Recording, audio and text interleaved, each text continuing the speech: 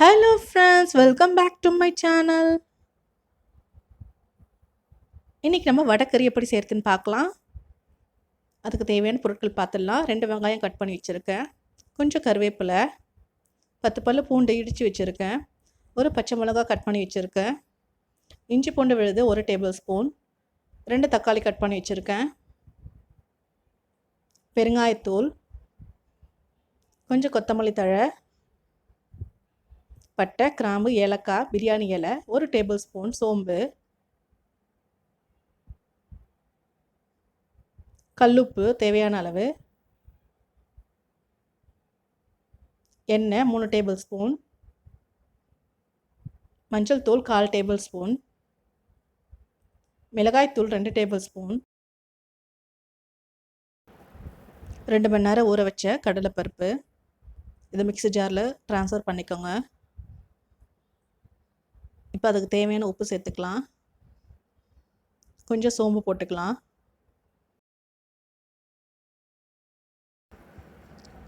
கொஞ்சமாக தண்ணி விட்டு கொர கொரன்னு அரைச்சி எடுத்துக்கோங்க.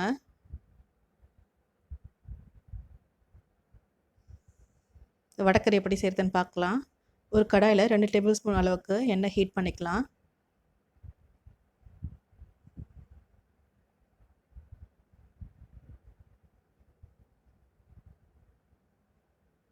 இப்போ மிக்சியில் அரைச்சி வச்சுருக்கோம்ல, அதை கொஞ்சம் கொஞ்சமாக சின்ன சின்ன உருண்டையாக எடுத்து அந்த எண்ணெயில் பொரித்து எடுத்துக்கோங்க.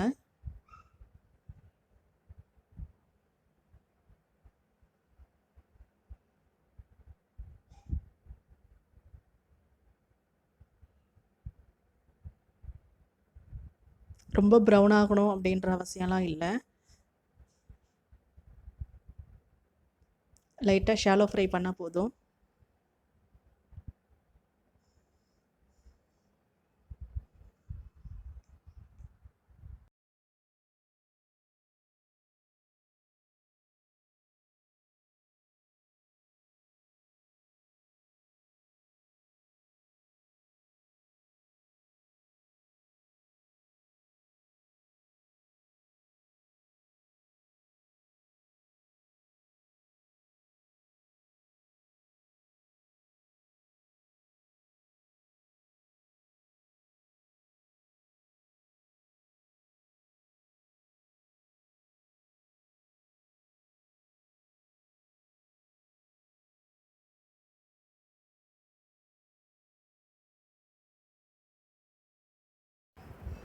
இன்னொரு பக்கம் திருப்பி விட்டுருங்க, அதுவும் லைட்டாக ப்ரௌன் ஆகட்டும்.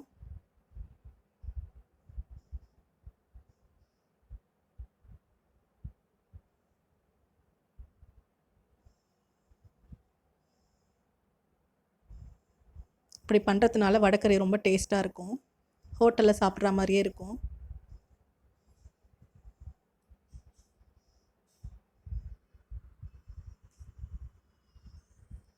இப்போ எடுத்தாச்சு.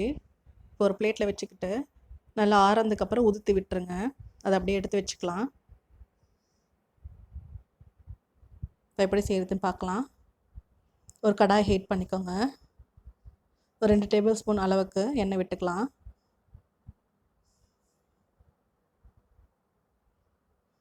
எண்ணெய் நல்லா காயட்டும்.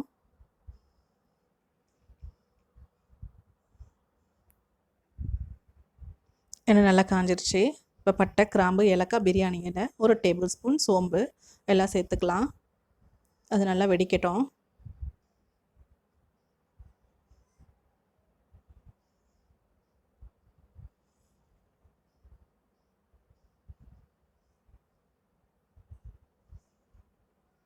நல்லா புரிஞ்சிருச்சு. இப்போது கருவேப்பிலை சேர்த்துக்கலாம்.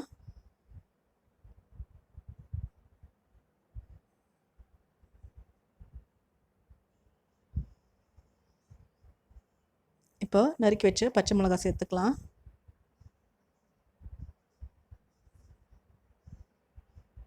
இப்போ இடித்த பூண்டை சேர்த்துக்கலாம்.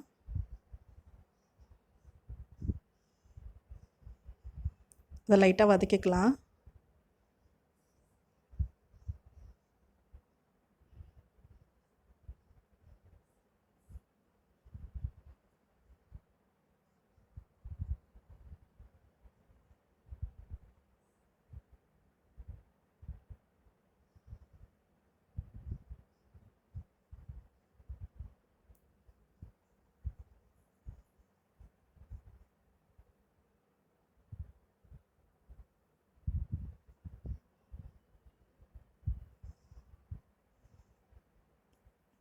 இப்போ பொடியை நறுக்குன வெங்காயத்தை சேர்த்துக்கலாம்.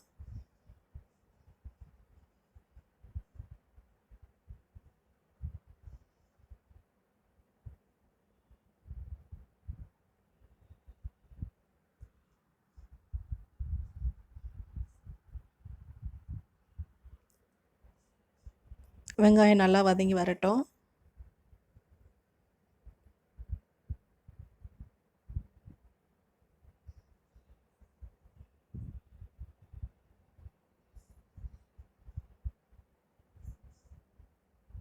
இதுக்கு ரொம்ப ப்ரௌன் ஆகணும் அப்படின்ற அவசியம் இல்லை.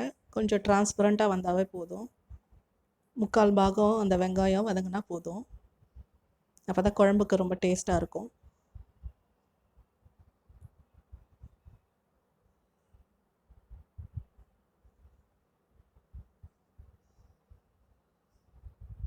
வெங்காயம் நல்லா வதங்கிருச்சு.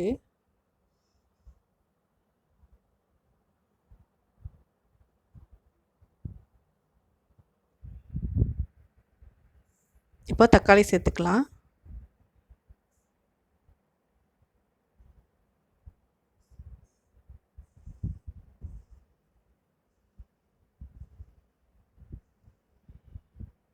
தக்காளி நல்லா சாஃப்ட் ஆகுற மாதிரி வதக்கிக்கலாம்.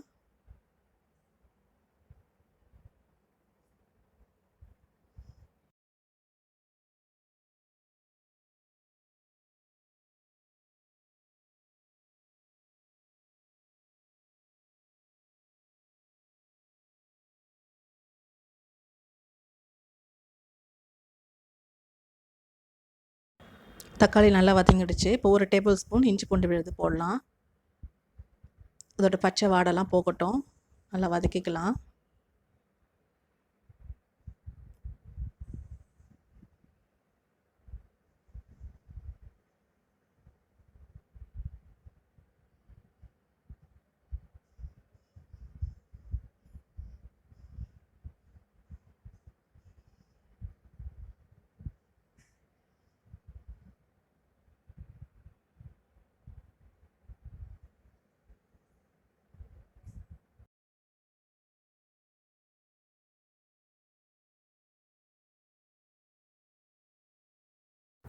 இஞ்சி பூண்டோட பச்சை ஸ்மெல்லாம் போயிடுச்சு. இப்போ 1/2 டேபிள் ஸ்பூன் மஞ்சள்தூள் சேர்த்துக்கலாம். கொஞ்சம் பெருங்காயத்தூள் சேர்த்துக்கலாம்.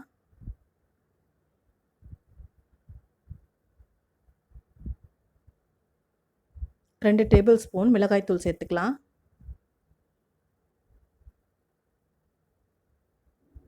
இதோட பச்சை வாசனை போகிற வரைக்கும் நல்லா வதக்கிக்கலாம்.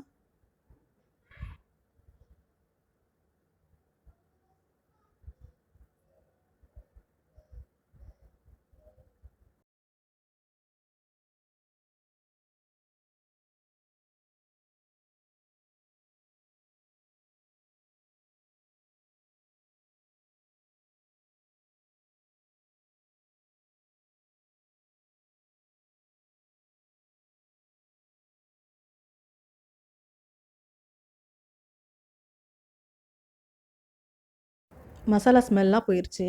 இப்போ உதுத்து வச்சுருக்க வடையை சேர்த்துக்கலாம். சேர்த்து நல்லா கலந்து விட்டுக்கோங்க.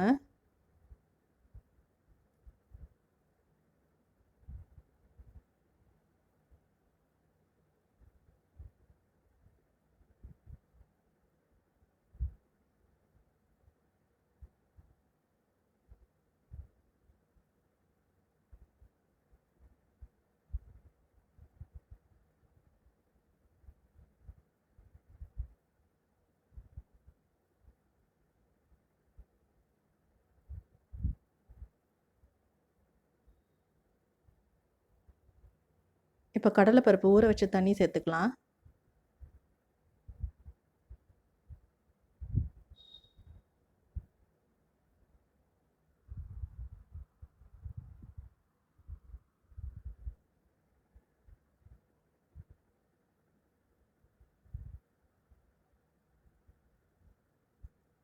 இன்னும் 2 கிளாஸ் தண்ணி சேர்த்துக்கலாம். இந்த கிரேவி ஆறுனதுக்கப்புறம் திக்காயிடும். அதனால் கொஞ்சம் தண்ணி அதிகமாக வச்சுக்கோங்க. கரண்டியால் நல்லா அழுத்தி விடுங்க. இதெல்லாம் உதிர்ந்துடும் நல்லா.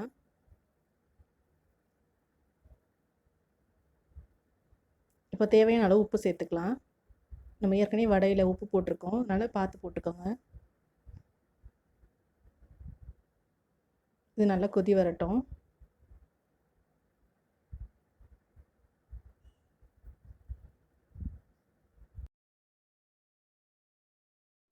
இப்போ வடைக்கறி நல்லா கொதி வந்துருச்சு. நல்லா கலரி விட்டுக்கோங்க. ஸ்டவ் ஆஃப் பண்ணிடலாம்.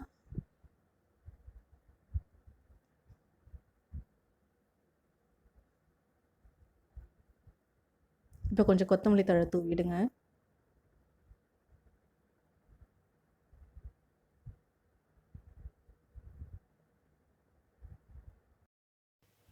இந்த வடைக்கறி இட்லி, தோசை, பொங்கல் கூட ரொம்ப நல்லாயிருக்கும்.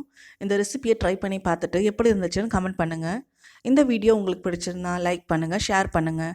என் சேனலை முதல் முறையாக பார்க்குறீங்கன்னா சப்ஸ்கிரைப் பண்ணுங்கள். என் சேனலில் வர வீடியோ நோட்டிஃபிகேஷன்ஸ்க்காக பெல் ஐக்கானை கிளிக் பண்ணுங்கள். தேங்க்ஸ் ஃபார் வாட்சிங் ஃப்ரெண்ட்ஸ்.